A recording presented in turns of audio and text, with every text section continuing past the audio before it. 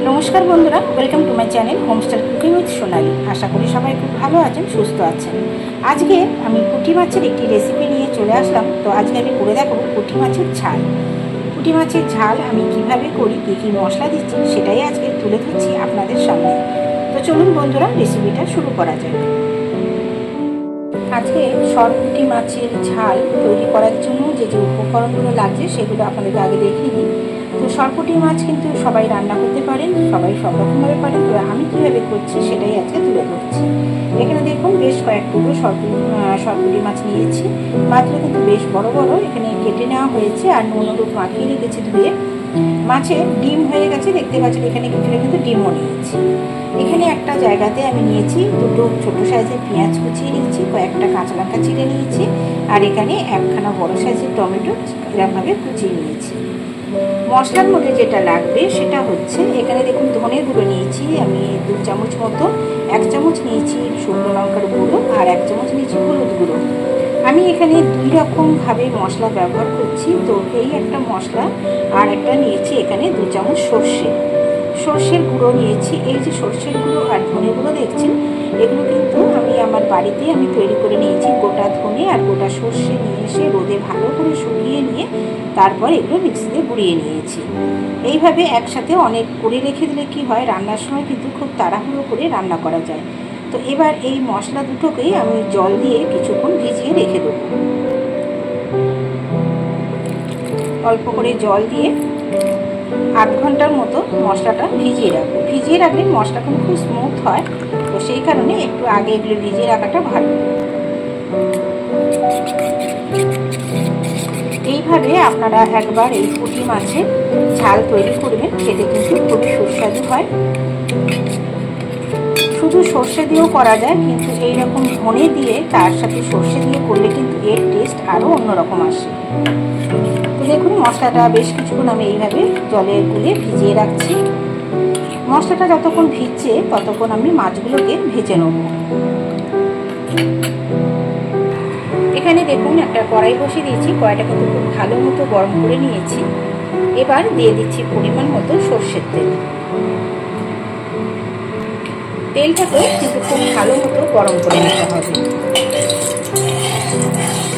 যে কোনো মাছ ভাজার ক্ষেত্রে কড়াই আর তেল যদি ঠিকমতো গরম না হয় তাহলে কিন্তু মাছগুলো কড়াইতে আটকে যায়।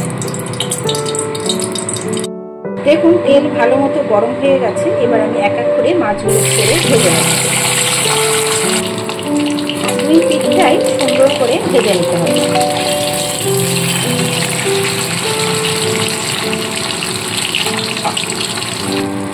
দেখুন 2 পিঠটাই সুন্দর করে ভাজা হয়ে গেছে। এবার আমি মাছটা তুলে নিচ্ছি।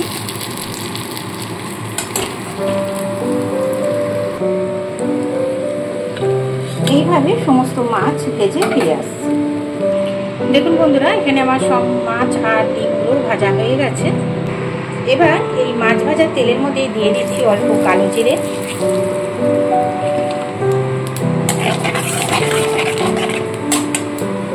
এবার দিয়ে দেবো কুচিয়ে রাখা পেঁয়াজ আর টমেটো।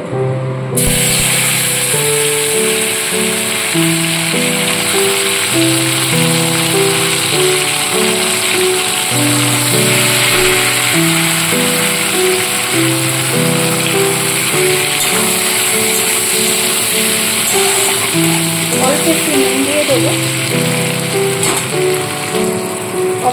অল্প পরিমাণে দিয়ে দিলাম লবণ।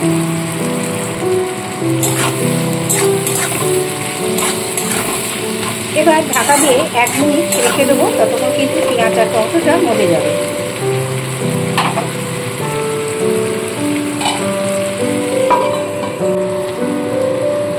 দেখুন বন্ধুরা এখানে টমেটো পেঁয়াজ অনেকটা মজে গেছে। এবার এখানে আমি প্রথমে মশলা যেটা দেবো সেটা হচ্ছে ধনে হলুদ আর লঙ্কার গুঁড়ো যেটা আমি ধুয়ে রেখেছিলাম সেই মশলাটা দিয়ে নিলাম।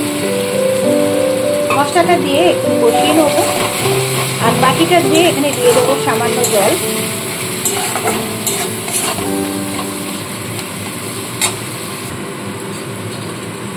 মশলার বাটি ধুয়ে সামান্য জল দিয়ে দিলাম।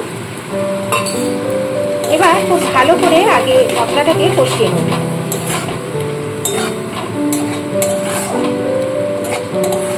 এই সময় এখানে দিয়ে দেবো সামান্য পরিমাণে চিনি। চিনি দিলে কালারটাও সুন্দর আসে। দেখুন খুবই অল্প পরিমাণে আমি এখানে চিনি দিলাম। আর দিচ্ছি পরিমাণ মতো লবণ। এর আগে আমি দিয়েছি কিছুটা, তো এখন সেই বুঝে আমি অল্প লবণ দিলাম। এবার খুব ভালো করে মশলাটাকে কষিয়ে নেব।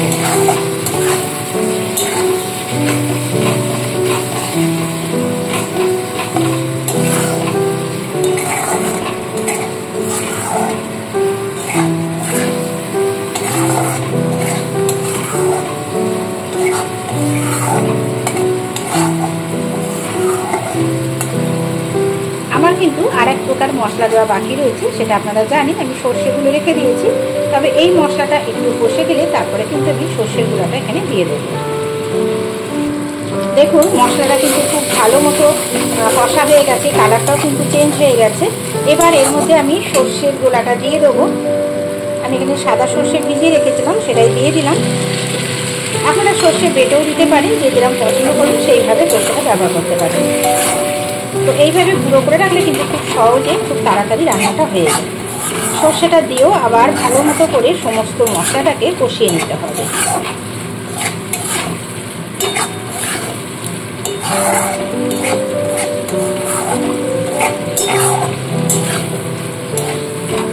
গরম ভাতে এইরকম কিন্তু ঝাল হলে ভীষণই ভালো লাগবে বন্ধুরা। একবার হলো বাড়িতে আপনারা ট্রাই করবেন।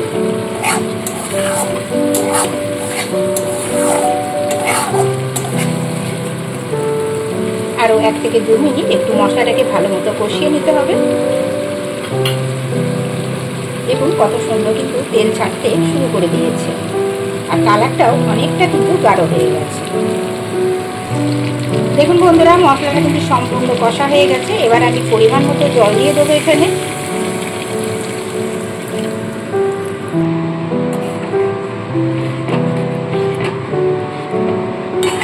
পরিমাণ মতো জল দিয়ে দিয়েছি। এবার ঝোলটা ফুটে আসা পর্যন্ত অপেক্ষা করব, তারপর এখানে ভেজে রাখা মাছগুলোকে এক এক করে দিয়ে দেবো।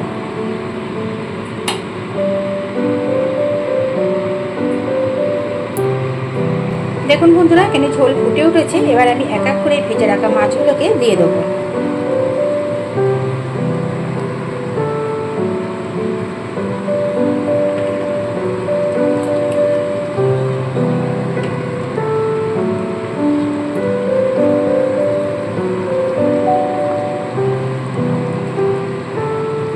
এর সাথে আমি মাছের যে ডিম ভেজে রেখেছিলাম সেগুলোকেও দিয়ে দিচ্ছি।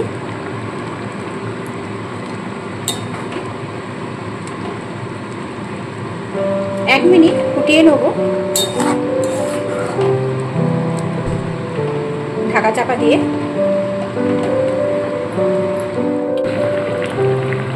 1 মিনিটের জন্য রেখে দিচ্ছি ঢাকা চাপা দিয়ে।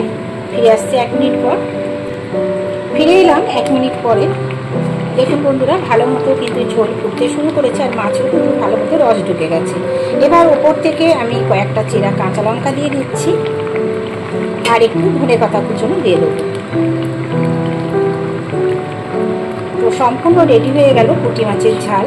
তো বন্ধুরা কেমন হয়েছে অবশ্যই কিন্তু কমেন্ট করে আপনারা জানাবেন। যদি ভালো লাগে লাইক শেয়ার করে দেবেন, আর নতুন বন্ধু এসে থাকলে চ্যানেলটাকে সাবস্ক্রাইব করে পাশে থাকা বেল আইকনটি প্রেস করে দেবেন। এবার গ্যাসটাকে অফ করে দিয়ে আরও 1 মিনিট স্ট্যান্ডিং টাইমে রেখে দেবো।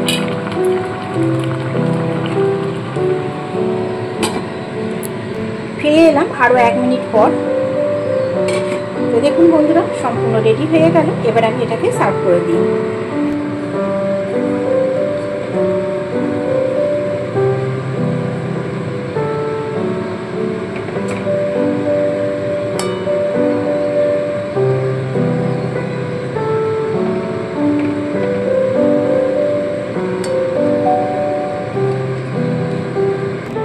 তো বন্ধুরা সম্পূর্ণ রেডি হয়ে গেছে। দেখুন কেমন লাগছে। আবারও বলছি যদি ভালো লাগে লাইক শেয়ার কমেন্ট করতে কেউ ভুলবেন না। নতুন বন্ধুরা চ্যানেলকে সাবস্ক্রাইব করে পাশে থাকা বেল আইকনটি প্রেস করে দেবেন। সবাই খুব ভালো থাকবেন, সুস্থ থাকবেন। ফিরে আসবো আবার কোনো নতুন রেসিপি নিয়ে। টাটা বন্ধুরা।